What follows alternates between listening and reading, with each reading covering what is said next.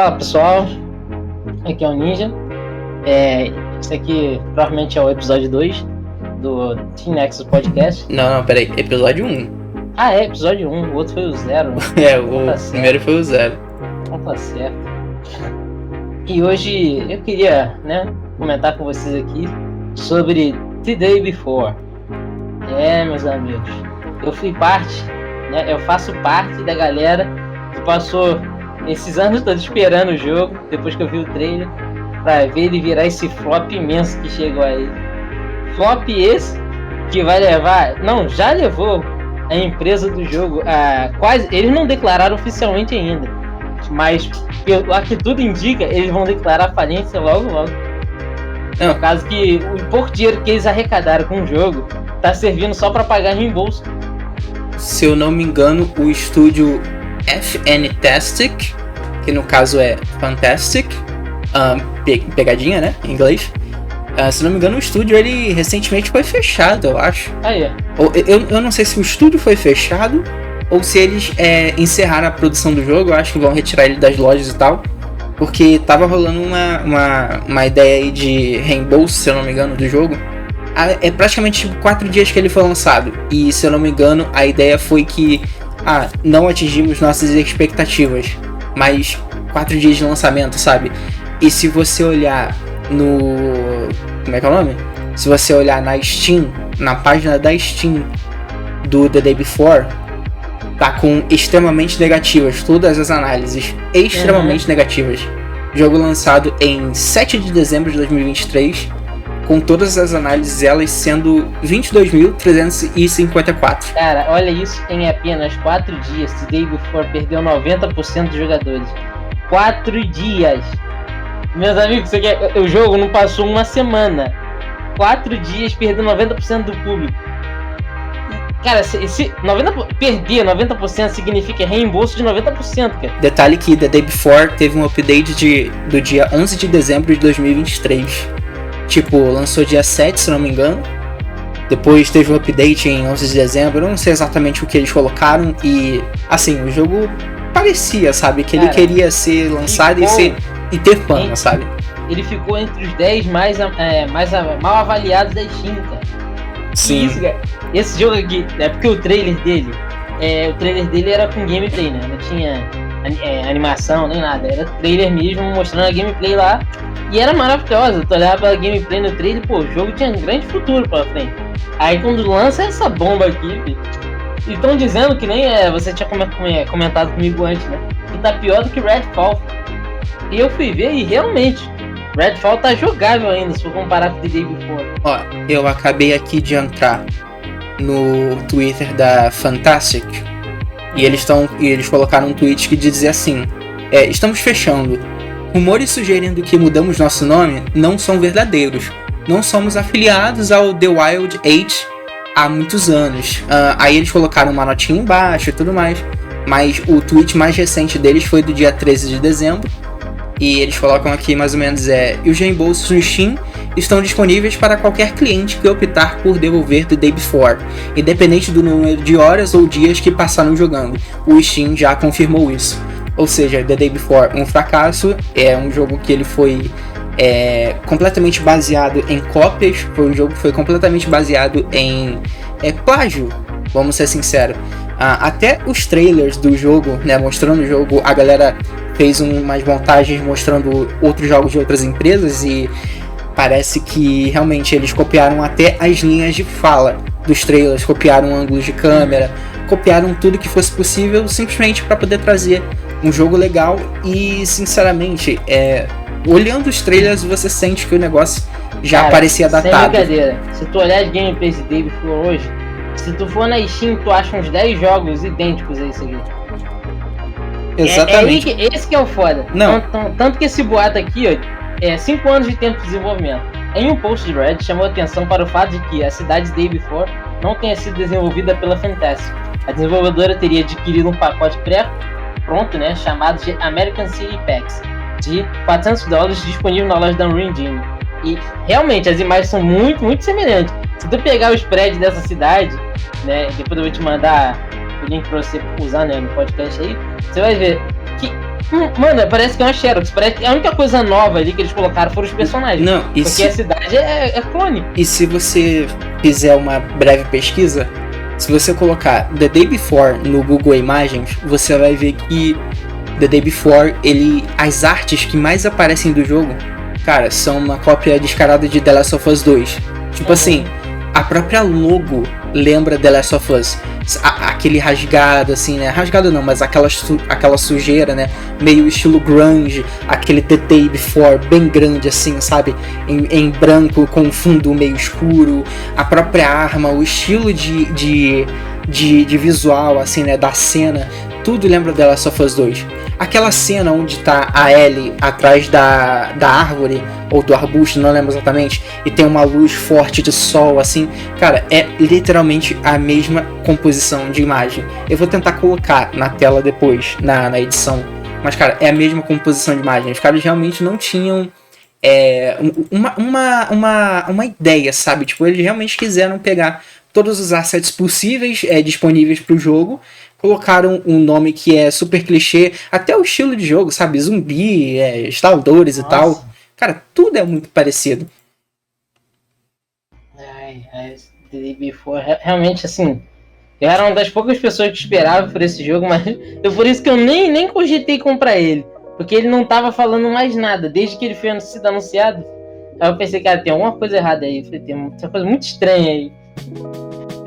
O problema, cara, eu acho que o problema desse tipo de jogo é que eu creio que a empresa é Fantastic, né? Eu sempre vou errar esse nome, mas enfim. Eu creio que a empresa Fantastic, eles realmente queriam estar fazendo um jogo realmente muito grande, um jogo realmente muito legal, assim, né, pra se jogar e tal. Mas eu creio que eles realmente queriam ganhar grana e realmente levar a coisa assim o mais rápido possível. Então eles colocaram elementos que supostamente a galera que gosta desse estilo de jogo compraria o jogo deles, e foram chamando a atenção pelo quê? Pela falta de compromisso, pela falta de caráter, sabe? Pela falta de realmente, querer trazer, contratar uma equipe legal e tudo mais. Poxa, Grounded, se eu não me engano, foi um jogo feito com 13 desenvolvedores. A Fantastic mesmo, ela é tipo uma empresa muito pequena e tal, mas, os caras parecem que tem grana. Porque fazer um jogo desse estilo, por mais sei lá, tipo assim, por mais genérico que pareça, ainda assim parece um jogo muito acima da média para um jogo de início, sabe? Eu realmente creio que eles queiram ter chamado a atenção suficiente da galera, assim, né? Da galera mais leiga e tal, colocando os elementos que estão em alta. E eles pensaram, vai dar certo. E, entre aspas, deu certo, mas do modo negativo. Mais um jogo aí que ficou aí, morreu na praia, né? Como dizem. Morreu na praia. Morreu na praia. E falando de coisas que morreram na praia, né? Vamos falar agora de The Last of Us, multiplayer, né, no caso, que foi cancelado. Esse multiplayer que eu tava esperando há muito tempo, por causa que a ideia dele seria uma mistura de Battle Royale com Escape from Tarkov. Você não necessariamente precisaria, né, matar players, você mataria se fosse necessário. Você entraria no local para pegar um loot e sair.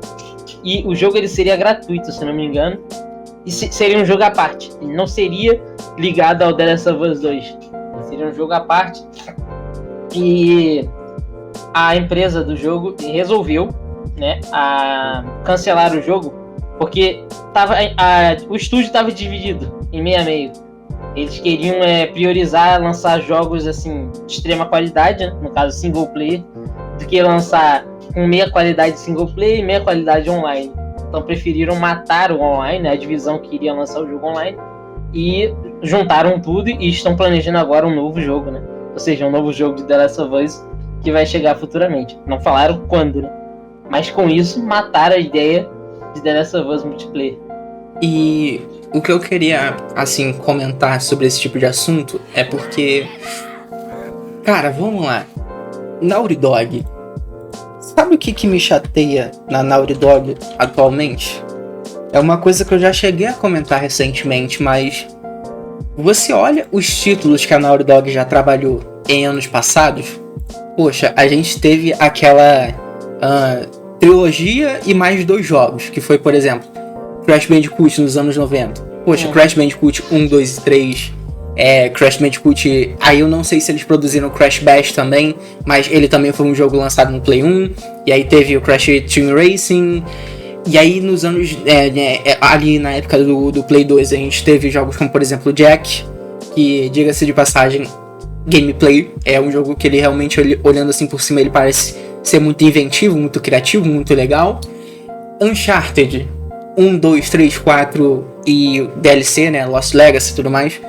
Cara, são jogos que são legais, mas foi ali que eu acho que a empresa começou a dar um pouquinho de cansada, porque a Naughty Dog, ela era um estúdio que me chamou muita atenção, sabe? Eu já zerei os Crashes, assim, do Play 1, cara, zilhões de vezes, assim, era uma empresa que ela era referência em estúdios PlayStation como gameplay. Você olha, cara, a invenção dela como empresa durante os anos, cara, era variedade, era diversão, era bons roteiros, eram jogos que realmente davam a sua cara como um videogame. E aí você chega numa empresa onde hoje em dia ela só consegue fazer um Uncharted e The Last of Us, só que o The Last of Us ele tem tipo 2 jogos e 5 mil reedições. 5 mil, sei lá, remaster, remake, acho que tem até um modo roguelike que eu acho que vai sair, ou já saiu, não sei. Mas, cara, você vê, durante os anos, ela foi uma empresa que ela se afundou muito, tá ligado? Na minha visão, é claro. Tem 2 grandes jogos, assim, no seu catálogo, mas eu não sinto que isso seja o suficiente, porque, por exemplo, a gente vê a Naughty Dog hoje em dia tendo problemas pra fazer um multiplayer, sabe? Faction, sabe? Eu não tô aqui necessariamente em defesa do Factions, mas, cara, para pra pensar. Era uma empresa que ela era praticamente multitarefa, multijogos, e hoje em dia eles estão com dificuldade pra fazer um modo multiplayer.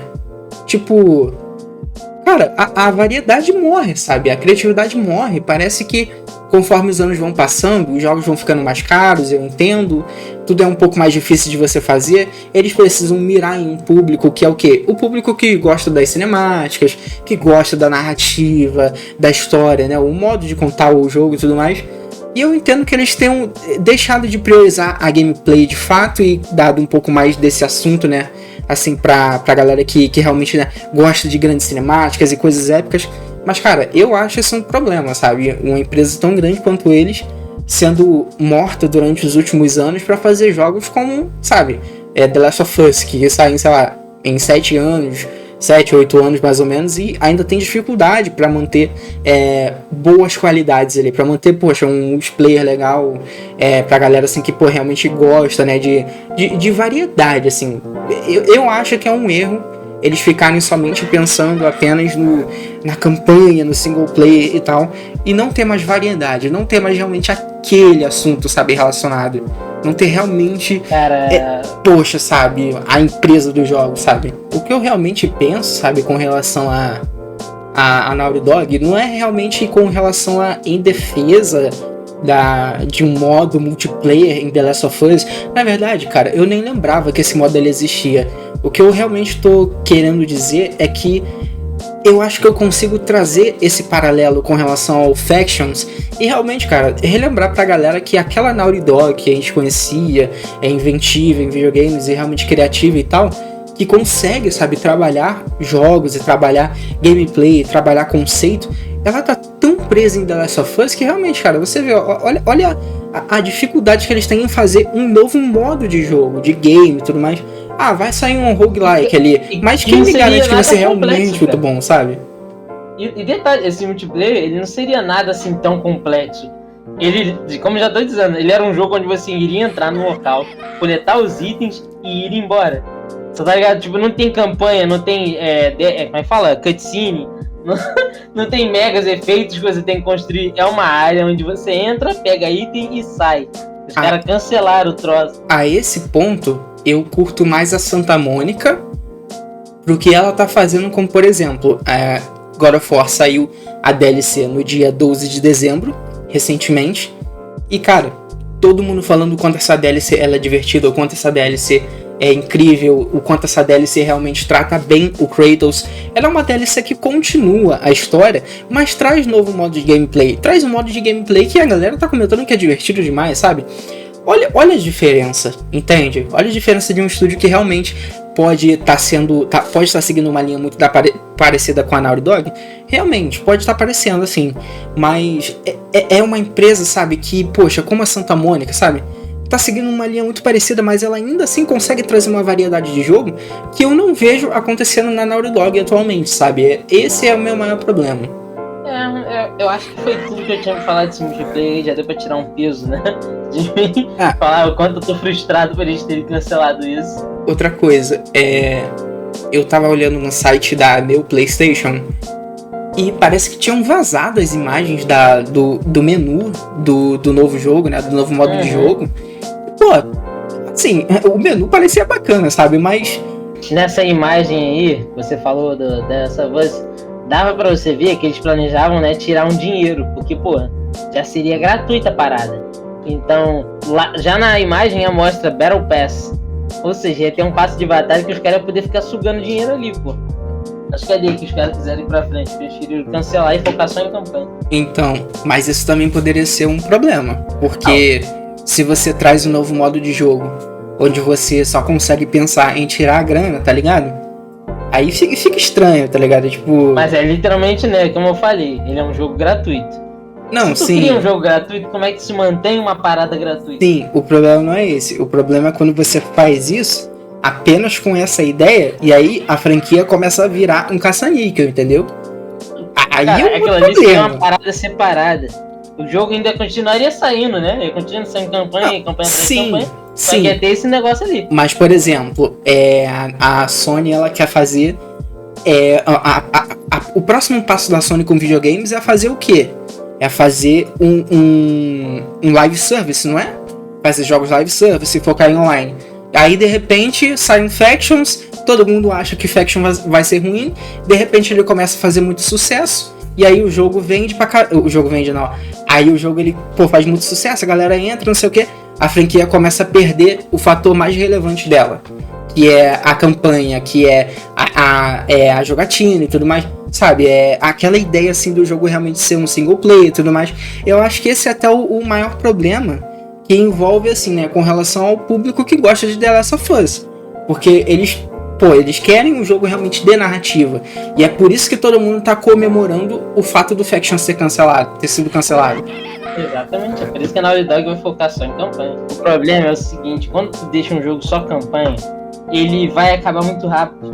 Tipo assim, a não ser que o cara seja um cara fanático e que quer, por exemplo, pegar speedrun, os caralho no jogo, ele não vai ficar ali por muito tempo. Ele vai zerar umas 3 vezes por aí, e na 4ª vez ele já vai estar começando a ficar cansado. Aí na 5ª vez ele não vai querer olhar pro jogo, na 6ª vez ele vai nem baixar o jogo mais, vai. Porque ele vai ficar jogando de novo, a mesma coisa. Mas aí por isso que eu bato na tecla, tem que ter um modo online, ou tem que ter mods. Se você não tiver essas duas coisas, o cara não vai manter a gameplay ali. Cara, aí vai ter que esperar o jogo pra daqui a 2 anos, 3 anos sair outro jogo, pra ele começar tudo de novo, vai ficar nesse ciclo de zerando.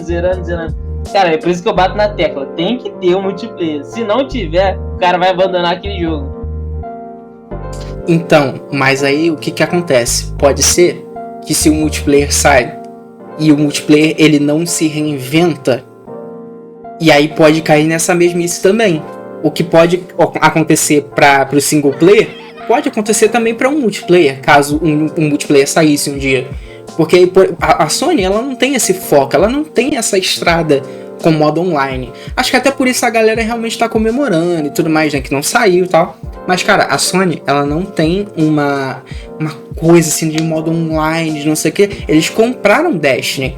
É uma Sony, coisa, sabe, diferente. A Sony é uma parada mais filme mesmo. Ela não lança um joguinho online, não. Bom, mas enfim, próximo tópico? Vamos pro próximo tópico.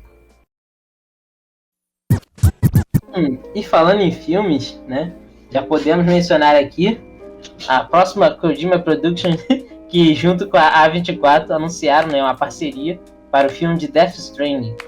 Eu confesso que fui pego de surpresa por essa daí, porque eu não esperava. Ninguém esperava. Cara, eu fico imaginando como vai ser um filme de Death Stranding. Porque, olha, eu já conversei com você sobre a campanha mais cedo, né, como é jogar esse jogo aqui.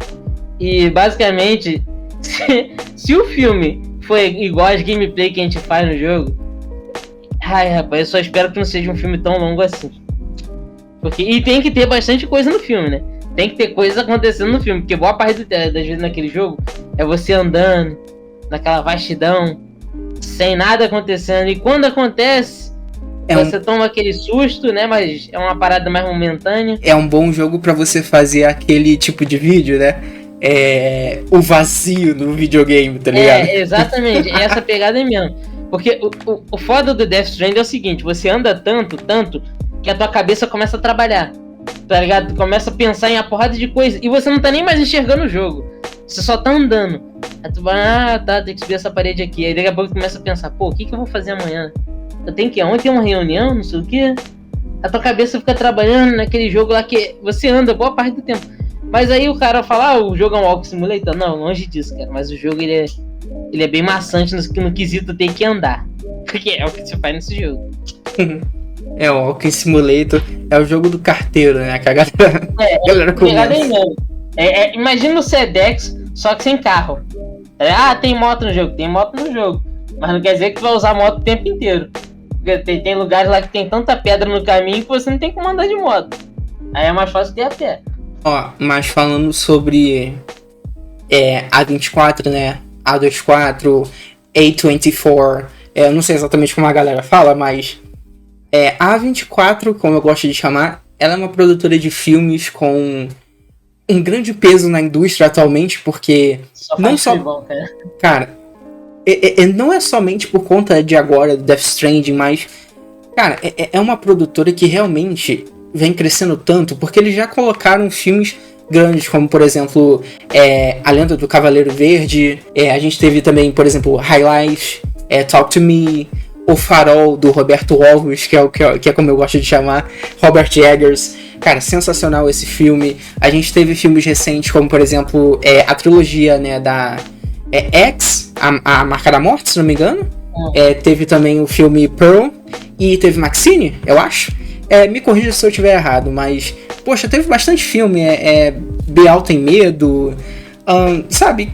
Coisas relacionadas à A24 que realmente levam a gente a pensar que uma produtora dessa, que tem alguns filmes em estilo de terror psicológico, a gente tem um filme de multiverso, como, por exemplo, Tudo em Todo Lugar ao Mesmo Tempo. Cara, é uma produtora bacana, sabe? É um dos meus filmes favoritos da vida, filho. Tudo em Todo Lugar ao Mesmo Tempo. Rapaz, eu saí desse filme... Com a Michelle e eu saí quebrado desse filme, porque esse filme é muito bom. Aliás... Porque esse filme aqui meio que te desmonta, cara. Tu assiste ele, você começa a se identificar com uma porrada de coisa, né? Que acontece na vida de qualquer pessoa. Aí nesse filme, tocam muito nesses assuntos. Entendeu? Tipo, depressão, escolhas, né? Humilhação, como é que pode dizer, amizade e por aí vai. Tem muito assunto aqui que quando comenta assim, você fala, realmente, por que eu não falei isso pra aquela pessoa, né? Naquela situação que eu não tava afim de conversar com a pessoa e tal. Nesse filme aqui tem muitas situações assim que eu saí desse filme, cara, quebrado, filho. É um filme muito bom. Bom, eu reassisti recentemente o filme Pearl. Sinceramente, virou um dos meus filmes favoritos. Não posso dizer de todos os tempos, mas os meus gostos pessoais para filmes são muito estranhos. Porque, por exemplo, eu adoro, para mim, um dos melhores filmes do mundo Escola de Rock do Jack Black, mas eu também gosto de filmes um pouco não convencionais, pelo menos que eu particularmente não gostaria tanto no meu gosto, assim, mas que entrou pra minha vida, que o mais recente deles foi Pearl. E, cara, é um filme muito bom da A24, na A24, enfim, não sei como é que a galera fala. Realmente eu gosto do conceito, sabe, aquele terror psicológico bem bacana de você assistir num fim de noite e tudo mais. Conceitualmente é muito bonito. A Mia Goth, ela trabalha excelente, né? Mia Goth não, né? É a neta da atriz brasileira Maria Gleides, que é como a galera chama ela. Mas, cara, eu acho assim, um filme de Death Stranding baseado, sabe? Trabalhado com essa produtora, eu acho que vai dar muito certo, porque, cara, é totalmente a cara, sabe, do estúdio. O próprio Kojima, ele é muito dentro de lances como, por exemplo, filmes. Cara, toda semana o Kojima ele vai lá e posta: gente, assisti tal filme. E aí ele começa a dar mó roteiro lá do filme. Ele faz, cara, várias publicações no Twitter que o cara simplesmente ele não para de falar sobre os filmes que ele assistiu, sabe? Então, assim, ele é um cara muito por dentro. Dá pra ver que o Kojima, ele sempre quis fazer um filme, sabe? Ele sempre quis fazer realmente, poxa, é agora, sabe? Eu acho que tem fotos dele com o Del Toro, inclusive. Poxa, ele vai trabalhar com o Jordan Peele no jogo OD. Vai trabalhar com a Hunter Schafer, sabe? Cara, eu não sei nada mais do que esperar, sabe? Eu só consigo sentar e esperar e realmente torcer pra que seja um bom filme. O trabalho que a A24 teve no filme O Farol, que é outro também, que eles pegaram, eu não sei, não posso falar que é o que eles fizeram, mas existe um conto, né, no livro de Lovecraft, que é a história de um mago que lutava contra uma criatura do oceano. É o David Jones? Não sei. É o Esse mago, ele depositou a energia dele, toda a energia dele, num farol. Uhum. E a criatura do oceano tinha medo dessa luz porque ela achava que era um mago. Mas no final, né, do conto, a criatura percebe que não é um mago e tenta absorver a luz. E nesse filme tem certos aspectos que lembram esse conto. Por exemplo, tem uma parte do filme que o protagonista segue, né, o faroleiro, até lá em cima pra ver o que ele tanto faz na luz. Uhum. E de dentro da luz sai um tentáculo. Tu vê só a silhueta, né? Do tentáculo encostando no faroleiro. E depois cai um melado lá que eu não sei o que é, mas... eu nem chuto, tá ligado? Exatamente. Mas enfim. Então, nesse filme, cara, porque nesse conto em si, né, que é também semelhante nesse filme, o terror em si não é a criatura, o terror em si é a mente humana. Que a mente humana ali vai se deteriorando com o tempo naquele farol. Independente se tem alguma criatura lá, tá ligado, mística por ali, a mente dos caras vai derretendo com o tempo que eles estão ficando lá. Eles vão ficando malucos. Nesse filme, o terror é construído, né, dentro da cabeça do protagonista. Uhum. Tanto que tem uma cena no filme que ele tá golpeando umas gaivotas lá. Isso, eu gosto muito dessa cena. E quando o cara desperta, né, ele não tava batendo em gaivota nenhuma, ele tava batendo no faroleiro. Você tá ligado? Tipo, ele não... A mente dele tava em outro lugar. A mente dele foi sendo destruída com o tempo que ele passou ali. E nesse filme, o terror ele é tão grande que tem poucos diálogos. Os diálogos nesse filme são mínimos. Os caras conversam. Mas é mínimo o diálogo. O terror ali... Por isso que a imagem é preta e branca. Pra você se sentir desconfortável. Sim. Com a situação que tá acontecendo. E também pra cair com a temática muito antiquada, vamos dizer assim, né? O conceito do filme. Então, se for juntar Kojima, o A24, sinceramente, pra mim, eu aposto que não tem erro. Eu aposto que vai ser um filmaço. Tanto que quando eu jogava Death Stranding, por mais que aquele jogo você anda pra caralho, ele é um jogo que faz você ficar pensando, pô, não deveria ser um filme disso, cara.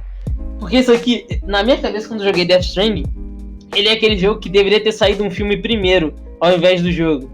Tá ligado? Você joga aquilo lá e fica, cara, parece que eu tô jogando um filme. Só que eu que tô controlando pra onde vai o ator, tá ligado? É basicamente isso. Uma coisa que eu gosto bastante no filme O Farol, eu sei que eu tô fugindo um pouco do assunto, mas é só pra constar. Eu acho que foi a primeira vez que eu realmente vi um filme do Robert Pattinson onde ele não seja o Crepúsculo, sabe? Onde ele não seja o Edward. Não é como se eu não gostasse de Crepúsculo. Eu gosto, eu acho o primeiro filme bem bacana.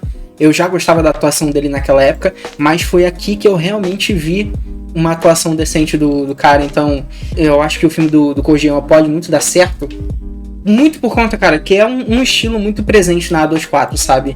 É uma coisa assim que eu não gosto, eu já comentei assim, eu não gosto tanto dos filmes dos jogos do Kojima. Eu particularmente eu gosto dele mais como persona midiática, mais dele como um artista mesmo, né? Ele tá sempre, poxa, como eu falei, falando de filmes, postando as fotos do MP3 dele, tocando música lá no Twitter. Ele é um cara super ativo, super... ele é um cara que conversa muito com a indústria, sabe? Então, pra mim, era só questão de tempo de sair um filme do Kojima, ou pelo menos baseado em uma obra do grande pensamento, né? Dele como artista, como pessoa midiática e tudo mais. Pra mim era só questão de tempo, e eu realmente estou muito afim de ver o que vai sair sobre Death Stranding, né? Sobre o filme. Cara, esse filme pra mim... Sei lá, só tenho... só tenho emoções boas, né, em relação a esse filme. Eu tô realmente curioso pelo que vai sair. Porque a A24 geralmente não faz filme ruim. Ela não aceita participar de algo que ela acha que vai ser ruim. Pelo menos essa é a concepção que eu tenho do estúdio. Mas, enfim, vamos pro próximo tópico? Podemos ir. A gente teve nas últimas semanas o novo rumor sobre o PS5 Pro e que ele pode ter a sua própria solução de upscaling e chega em setembro de 2024. Claro, a fonte que está trazendo esse tipo de coisa, né, relacionada a esse assunto é o Jeff Grubb, que, diga-se de passagem, ele já errou em uma vez sobre alguma coisa relacionada a Zelda. Eu lembro que tem um vídeo no canal dele, do Jeff Grubb, né, do Insider, do jornalista e tal, onde ele fala I'm sorry, onde ele fala I was wrong.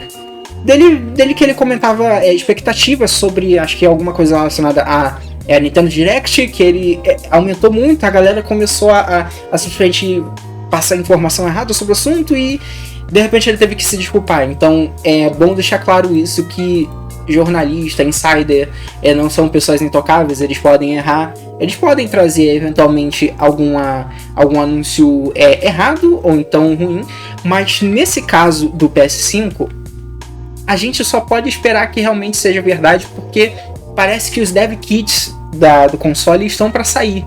Então eu acho que a própria Sony espera que vaze coisas relacionadas ao novo console e tudo mais. É questão de FSR, a gente tem aqui informações sobre um método de upscaling, né? Mas muitas informações também relacionadas ao Ray Tracing. E estão falando que vai ter uma grande novidade dessa vez, que seria o suporte, né, semelhante ao DLSS, de propriedade da Sony. E ninguém pode dizer que isso aqui que é verídico. Isso aqui é só um rumor que tá na boca do povo aí no Twitter, né? Tanto que todo mundo tá falando, olha, eu não posso dizer que é verdade, mas é o que alguém me falou. Todo mundo fala isso, ninguém fala de onde veio. As fontes são sempre muito escondidas, né? Eu realmente tendo a acompanhar um pouco mais de rumor quando são coisas relacionadas, por exemplo, a Switch 2 ou o tal do Switch Pro que todo mundo fala, que eu acho que não vai ser Pro nada. Eu acho que vai ser só uma revisão de hardware que eles vão colocar ali, né, com relação a de novo, devem colocar alguma coisa relacionada a FSR, ele deve ser um pouco mais voltado, né, a jogos de outras empresas e tal, mas também com relação às coisas da Nintendo. Então, assim, quando o rumor ele é muito forte, eu tendo a acreditar. Por quê? Porque às vezes saem sites brasileiros, saem mais sites como, por exemplo, o Kotaku, que é um site gringo, às vezes sai um pouco com relação na IGN. Então, assim, eu tendo a acreditar mais em rumor quando realmente está sendo muito disseminado. Agora, quando surge perfil de lá do Polo Norte falando, olha, tem informações sobre o PS5 25.000 Pro, tá ligado? Aí eu já começo a desconfiar um pouco. Mas aqui realmente, cara, tá saindo análise pelo Jeff Grubb e, ele fala sobre o método de upscaling, né, como o FSR, e ele acrescenta também que o console pode ter 2 vezes mais hardware voltado para o Ray Tracing. E uma coisa que eu gostaria de comentar é que, assim, Ray Tracing parece algo um pouco superestimado, na minha visão, porque eu entendo, né? Ray Tracing não é só reflexão, mas Ray Tracing também tem coisas relacionadas a iluminação, pá. Mas, cara, é um recurso que ele deve comer tanto hardware que realmente, cara, a gente tem que ver de fato como será o próximo PS5, né, o PS5 Pro, para saber exatamente se o console não vai ter a sua performance consumida para dar lugar a um Ray Tracing, a um FSR e tal. No PS5 normal, acho que já tem um FSR, se não me engano, né? Mas, cara, eu não sei o que pensar.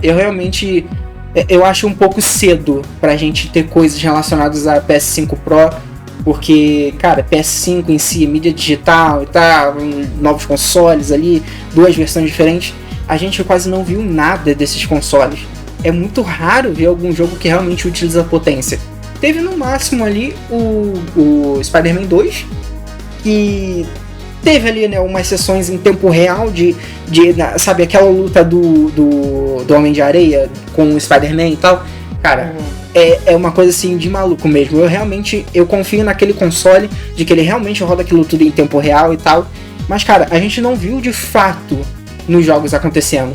Talvez no GTA 6. E é aí que entra o ponto.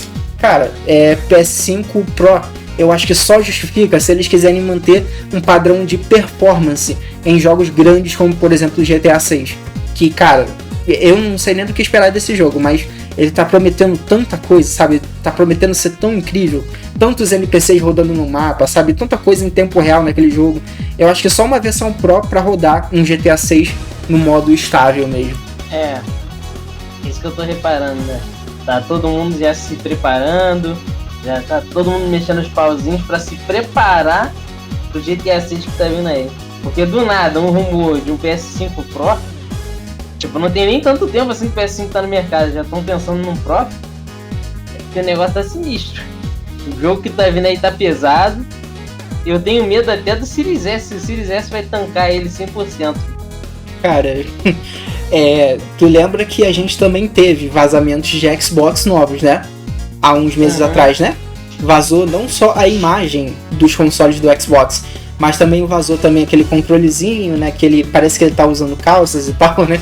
Que embaixo do controle ele tem um trequinho assim, um design meio estranho. Mas, cara, vazou, tipo, ambos os consoles. Só que o do Xbox foi cagada da Microsoft lá, enfim.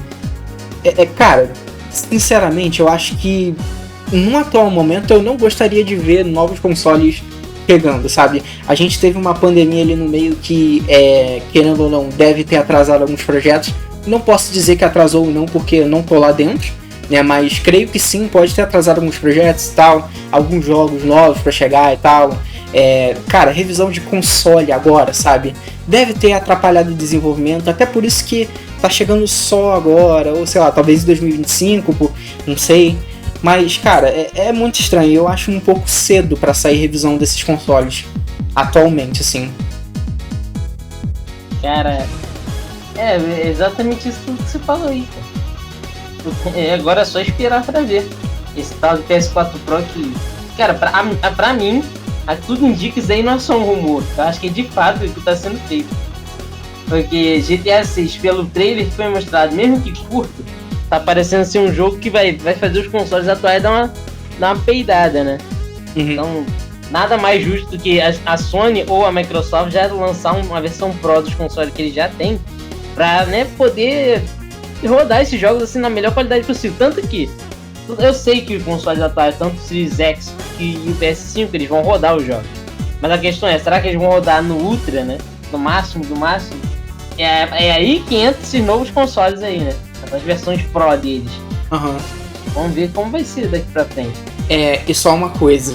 Algumas pessoas devem até se perguntar, né? Mas por que vocês não estão falando sobre especificações técnicas e CPU Zen 2, não sei o que, clock tal, não sei o que? Gente, entendam. Pelo menos da minha parte, não consigo entender exatamente especificações de fato. Não sou engenheiro de hardware e tudo mais. Por isso, o máximo que eu posso trazer é colocar essas informações na tela, mediante as matérias que a gente pesquisa e tudo mais, colocar as especificações técnicas do que o próximo console pode trazer. Como, por exemplo, Machine Learning, CPU Zen 2, caixa de não sei o que. Eu não sou nenhum doutor de informática aqui não, pessoal. Eu não vou aqui ficar falando, olha, tem não sei quantos teraflops tal console, mas eu não sei a diferença. Entende? Você pode me falar que tem mais, beleza, então quer dizer que é melhor. Mas eu não sei especificar pra você. Unidades computacionais, não sei o que. Não é coisa realmente que eu saiba traduzir esse tipo de coisa de forma didática. De forma que seja cientificamente, vamos dizer assim. Pô, eu tive que pedir mas posso colocar na tela pra montar o meu PC, pô. Acho que eu vou poder ficar aqui falando o que é melhor e o que não é. Poxa, PS5 Pro, por exemplo, aqui na matéria, tá dizendo que no caso eu tô lendo a matéria da Adrenaline agora, mas ele ressalta aqui que, por exemplo, o PS5 Pro, o PS5 Pro ele pode ter 16 GB de memória, GDDR6 com bando de 576 GB e não sei o que, o desempenho que chega a 28.66 teraflops. Assim, são coisas que eu não posso traduzir de fato, mas espero que pelo menos a galera procure saber realmente sobre o console. Vou colocar as matérias aqui citadas, né, na descrição e tudo mais. E espero que vocês entendam esse lado um pouco mais científico, que não é, pelo menos da minha parte, o que eu posso trazer aqui no momento. Exatamente isso que o Matheus falou em relação a gente dar informações técnicas. A gente pode deixar um link sei lá, essa aqui é a especificação técnica do console e tal, mas a gente mesmo, não, falando por nós, cara, a gente não pode garantir nada. Não, então. e detalhe, né? É um rumor, então Exatamente. O console ainda não saiu, a gente não tem nem o dev kit ainda. A gente, no caso, né, a gente não tem no sentido de... Não se tem nada sobre o console, não se tem foto. Pelo menos até o momento, sabe? A foto que usam do PS5 Pro é a mesma do console atual, então a única coisa que muda é o texto. Exatamente. Basicamente é isso. Exatamente. Assim, nesse assunto aqui a gente já pode dar encerrado. Então, próximo tópico? Vamos. Então, a gente já pode falar, né, de Baldur's Gate 3, que não deve chegar ao Game Pass. Sven Vinke, acho que esse é o nome do... Chama a inclusão do jogo do serviço, né, de uma questão de sensível. Por mais que esteja disponível para Xbox, os jogadores não devem esperar por Baldur's Gate 3 no Game Pass. Isso de acordo com o próprio Sven Vinke, fundador da Larian Studios, que em entrevista disse que o premiado CRPG não deve chegar ao serviço da Microsoft. Ao IGN, em matéria publicada nesta sexta-feira, dia 15, né? No caso, hoje é dia 18, mas estamos gravando isso aqui agora. Explica que Baldur's Gate 3 no Game Pass sempre foi, deixa eu destacar, sempre foi o plano de Baldur's Gate 3 chegar ao Game Pass. Chamando aí, só que em seguida fala que o assunto é uma questão sensível, mas sempre foi o plano de chegar ao Game Pass. Só que aí, e logo em seguida, né, o dono da Larian Studios diz: nós sempre falando de Baldur's Gate 3 não chegaria ao Game Pass, sendo que lá atrás a intenção deles era chegar ao Game Pass. Só que agora eles aqui já falam com uma outra proposta, né? Ele não chegará ao Game Pass, diz o CEO. Fizemos um grande jogo, então penso que há um preço justo a ser pago por isso. Algo que é ok. Nós não cobramos microtransações, isso é verdade. Dentro do jogo não tem nenhuma microtransação. Além disso, então você tem o que pagou. O jogo, logo de cara, é um jogo bem recheado, então penso que ele deve ser capaz de existir como é. Isso não é permitir continuar... Isso nos permite continuar a criar outros jogos, finalizou. É basicamente isso, cara. Esse conflito que eu falei... É que antes a ideia deles era botar o jogo no Game Pass, agora já não é. Mas sabe o que eu penso sobre isso? É porque quando o jogo ele ainda não era aquilo que a gente conheceu como Baldur's Gate 3, eu acho que a Larian Studios, eles estavam ainda testando o jogo de várias formas. Então eles deviam pensar exatamente a estratégia enquanto eles iam atualizando, enquanto eles iam conversando com a comunidade. Eles estavam preparando Baldur's Gate para ser um jogo grande.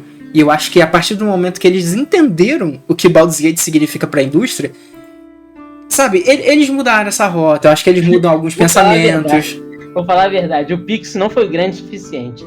Se o Pix tivesse sido grande o suficiente, ele tava no Game Pass. Cara, não tinha vazado uma parada do Xbox há um tempo? Então, que acho que o Phil Spencer... é por isso que eu tô falando disso, que o Phil Spencer ele chegou a negociar. Só que eu acho que o valor não foi grande o suficiente. Então, eu acho que na verdade o Game Pass ele deve ter subestimado um pouco Baldur's Gate no início pra dar espaço a Starfield, por exemplo. Que eu acho que era o RPG que eles mais tinham em ideia na mente.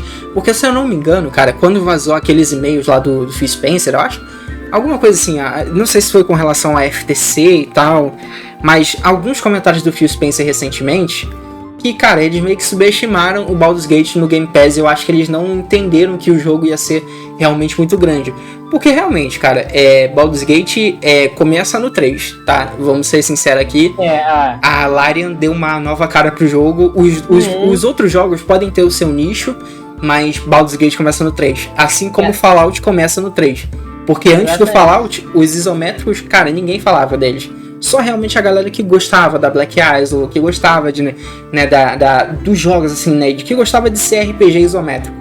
Então, Baldur's Gate eu acho que sofre a mesma ideia. Né? Aqui, como eu referi antes, né, como questão sensível, vi que parece se referir à baixa oferta que a Microsoft teria feito à Larian Studios pela inclusão do Baldur's Gate 3 no Game Pass. Em setembro, os e-mails vazados do processo de aquisição da Activision incluem a Microsoft descrevendo a CRPG como de segunda categoria. Segunda categoria. Nossa senhora. Agora olha pros caras. Agora olha o que os caras não devem estar pensando hoje, cara. Puta que pariu. O preço estimado para colocar o jogo no Game Pass, além disso, foi de 5 milhões, mano. Caraca. 5 milhões. Mas eu entendo. É por isso que eu cito. É por isso que eu cito os outros jogos, cara. Porque Baldur's Gate, ele ainda tava em fase de construção. Os antigos, né? As reedições de Baldur's Gate, coisa do tipo. Eu acho que eles analisaram todo o conceito da franquia e pensaram, cara, esse jogo vai ser uma coisa muito de nicho. Cara, eu acho que nem a Larian esperava que eles fossem tão grandes depois. Eu tenho certeza que a Microsoft não acompanhou a pré-venda de Baldur's Gate. Nossa. Porque a pré-venda de Baldur's Gate, você comprava o jogo, você não tinha que esperar. Baldur's Gate já estava disponível. O que acontece é que o jogo estava fatiado. Uhum. Você jogava até uma certa parte, porque como o jogo não estava completo, você não podia zerar ele. Mas você podia jogar até uma determinada parte do jogo. Tava em Early Access. Uhum. Você podia jogar até, sei lá, até o ato 2 do jogo, ato 1, e por aí vai. Só nisso, tu tem muita coisa pra fazer em Baldur's Gate. Então, muita galera já tinha comprado antes mesmo do jogo ficar completo. Eu acho que realmente isso aqui é um insulto, cara. Pra Larian, você falar que o jogo dela que vale 5 milhões, sendo que eles já tinham batido esse valor em pré-venda. Então é muito zoado você só oferecer 5 milhões por Baldur's Gate 3. Agora, vamos ser sinceros, devem rolar negociações nos próximos anos pra trazer Baldur's Gate pro Game Pass. Não, isso aí é fato. Cara, a Microsoft, viu? Olhando hoje em dia, cara, eu acho que a Microsoft, eles realmente devem ter pensado em Starfield. E eu vou falar eles estavam muito confiantes no jogo e deixaram Baldur's Gate ali. Não, vamos deixar esse jogo assim, tá ligado? É o seguinte, a Larian já tirou o dinheiro que queria tirar. Ela já vendeu o que tinha pra vender, já ganhou muito dinheiro com o Baldur's Gate 3. Agora é pensar no próximo. Se chegar agora e oferecer, talvez ele entre no Game Pass. Mas cara, não agora. Eu acho que esse jogo só entra, cara, daqui a 2 anos, tá ligado? Se entrar, porque... Eu olho o Phil Spencer como um cara visionário. Cara, eu olho o Phil Spencer como um cara visionário, cara. Ele realmente olha pra indústria e ele... o cara, ele anota tudo. Na época onde o Phil Spencer mais jogou, segundo o próprio Analytics dele no fim de ano do Xbox, naquela retrospectiva, cara, o mês que ele mais jogou no console foi onde tava acontecendo a FTC, né? Aqueles problemas deles com a Activision, né? Que poderia nem passar o negócio, assim. Então, assim, o cara, ele nem tava preocupado com nada. O cara, ele só tava jogando videogame. Então, assim, o cara, ele tava a semana inteira no console, sabe? Ele é um cara que joga, de fato. Ele é um gamer, assim, né? No quesito de indústria. Eu acho que agora ele deve olhar o espaço do Baldur's Gate e ele deve pensar, vamos abocanhar aqui também. Não é possível, cara. Eu vou falar pra você o seguinte, que tudo depende da mesada que o Phil Spencer receber. Não, pera aí. Tudo depende da mesada que o Satya Nadella vai liberar pro Phil Spencer. Papai, me dá 7 milhões aí, pai, que eu compro aqui Baldur's Gate no Game Pass, pai. Só 7 milhões. Tudo depende do quanto o Phil Spencer e o Satya Nadella vão entrar em consenso, tá ligado? Joga 70 bilhões no meu colo, pai. Pra mim, cara, realmente, eu fiz aquele panorama, né, do Phil Spencer, né, dele ser realmente muito gamer e tal, porque, cara, realmente, ele é um executivo, ele é um engravatado, claro, a gente não pode esquecer disso, mas o Phil Spencer, como um engravatado, além disso, ele também é um jogador, tá ligado? Então, cara, ele realmente acompanhou Baldur's Gate de alguma forma. Pode não ter jogado, ou ter jogado pouco e tal, mas, cara, ele tá olhando a indústria, ele sabe exatamente aonde ele precisa pisar. Pô, o cara trouxe Yakuza pra nós, o cara trouxe Persona pra nós, o cara trouxe, cara, um monte de RPG ali de JRPG pro Game Pass, sabe? Que é uma coisa que tava muito em falta na minha visão. Trouxe um monte de Souls ali que não necessariamente é Dark Souls, né? Trouxe alguns jogos estilo Souls, Souls-like, vamos dizer assim. Cara, porque a gente sente falta desse tipo de coisa dentro do Game Pass e tal. E, cara, poxa, esse ano eu zerei Lies of P pelo Game Pass, entende? É uma sacada de mestre. O cara, ele realmente pode não fazer tudo sozinho, eu entendo. Ele tem uma equipe por trás, com certeza. Mas, cara, ele com certeza joga, entende bastante, né, de videogame. E com certeza, cara, esse pode ser o resultado daqui a uns 2 anos, no máximo, não sei, de que Baldur's Gate pode sim entrar. Eu acho que é só questão de tempo. Eu acho que falta o Phil Spencer sentar com aquela galera ali, revisar esses erros e conversar com o pessoal da Larian. Então, o Pix tá aqui, tá? Traz seu joguinho aqui pra gente, que vai fazer muito sucesso, cara. Ele já tem a Activision na mão agora, que, cara, pra mim, sinceramente, é a coisa que eu mais tô esperando atualmente. Eu não quero mais saber de outra coisa além de Xbox e Activision, tá ligado? E retrocompatibilidade. Mas, poxa, ele já tem a Activision na mão em 2024. Cara, daqui a alguns meses, tá ligado?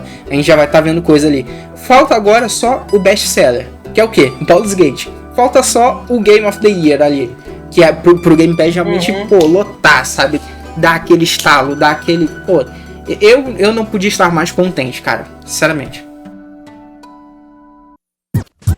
Bom, é isso, rapaziada. A gente chegou no nosso último tópico. E é um jogo assim que eu queria falar um pouco sobre. E é o jogo Mouse. E recentemente apareceu ali no meu Twitter, enquanto eu estava dando uma olhada, né? Pela timeline. Só que é o seguinte. Mouse, apesar de ser um jogo muito bonito, um jogo que vai utilizar, né, das propriedades intelectuais da Disney para dar aquela zoada, para se inspirar no conceito, né? Inclusive o Mickey ele vai entrar em um processo de como é que fala, vai virar domínio público, né? Mas enfim, né? Apesar do conceito legal, bonitinho do jogo, o estúdio que tá trabalhando no jogo Mouse já tem outro jogo encaminhado que ainda não saiu, que é o Galaxy Taxi, que ele lembra vagamente Cuphead, por conta, né, do estilo artístico, também pelo estilo de jogo, né? Se vocês derem uma olhada nas imagens do Galaxy Taxi, vocês vão ver que ele é um jogo que ele pega muitas ideias de outros games, tem uma artezinha bonita, eu não sei se eu posso dizer que ela é única, mas me lembra um pouco aquele desenho Smiling Friends, pra galera que acompanha, né, esse tipo de desenho, humor e tal. Mas assim, o estúdio que tá trabalhando realmente em Mouse, eles têm boas ideias, eles têm um jogo muito bonito, tem um jogo que, assim, já teve um trailer conceito revelado há meses atrás, se eu não me engano, em maio. Ele já teve um primeiro game, já tava fazendo um burburinho, mas agora que finalmente saiu o trailer de gameplay do jogo Mouse, gente, eu realmente, GOT. Assim, não preciso falar mais nada. É um jogo GOT. Eu simplesmente, cara, eu não sei mais o que esperar. Eu não quero mais comentar nada. Só olhem esse tipo de jogo, sabe? É magnífico. É Mickey. É uma espécie de Fallout também, por conta, né, do conceito das músicas antigas utilizadas, pelo menos no trailer. Me lembra um pouco BioShock, por algum motivo que eu não sei explicar. Mas ele é um jogo que ele tem muitas misturas, mas ao mesmo tempo, sabe, ele consegue ser único. E é isso que me chamou a atenção, sabe? É um estúdio que parece que tem um certo carinho pelo produto que eles estão trabalhando. É um estúdio que já está trabalhando em outro jogo que ainda vai sair, que já teve trailer, né? Que foi o Galaxy Taxi. E eu mal posso esperar, sabe? É um jogo que, como o próprio site da Kotaku falou, a matéria que a Kotaku soltou sobre o jogo Mouse significa novo jogo de tiro, que é como se Cuphead encontrasse Doom, por conta do estilo de gameplay, sabe? A arma, assim, né, em primeira pessoa, os inimigos, e também o conceito, né, de jogo antigo, né, por isso que eles citam Cuphead. Eu não sei mais o que esperar, além de realmente parecer ser um GOT, sabe? Cara, esse jogo aí eu achei realmente muito interessante, principalmente as animações, né, que ele me lembrou um cruzamento de Doom com algum jogo, sabe, os Doom clássicos, né, no caso, com algum jogo cartunesco. Porque você anda pro lado pro outro igual o Doom, você atira, né? Os personagens fazem uma animação meio que parada. Sabe aquela animação que é em slide, quando o cara vai... por exemplo, vai cair pra trás, o cara cai em 3 partes. Ele vai cai um pouquinho, depois cai um pouco a pouco. Nesse jogo tá mais ou menos assim, só que tudo rabiscado e com aquela temática meio que anos 60, 70, por aí, preto e branco. Eu achei muito maneiro que você atira, o personagem, vamos supor, tá atirando na cabeça. O personagem fica lá meio que agonizando em pé, antes de cair no chão. Se tu atira no peito, o cara vai lá, bota a mão no peito e cai no chão. Tem toda uma animaçãozinha cartunesca que realmente eu achei muito interessante nesse jogo, cara. Acho que encerramos por aqui. É isso aí. A gente tem mais alguma coisa pra comentar? Creio que não, né? Não, já falamos tudo. Mas é isso, galera. Eu espero que vocês tenham gostado. Não se esqueçam de comentar, de olhar os nossos links na descrição. Espero que vocês tenham gostado. Podem comentar, podem curtir, podem compartilhar. Todo o apoio é bem-vindo e a gente agradece. Exatamente, pessoal. Espero que vocês tenham gostado do vídeo. Talvez na próxima o Renan apareça, porque hoje realmente foi difícil para ele aparecer. E agradeço a todos que comentarem e engajarem no vídeo, até mesmo aqueles que derem dislike. Eu tô agradecendo a você, porque é um certo engajamento. Então é isso, pessoal. Por hoje é só. É isso aí, galera. Valeu.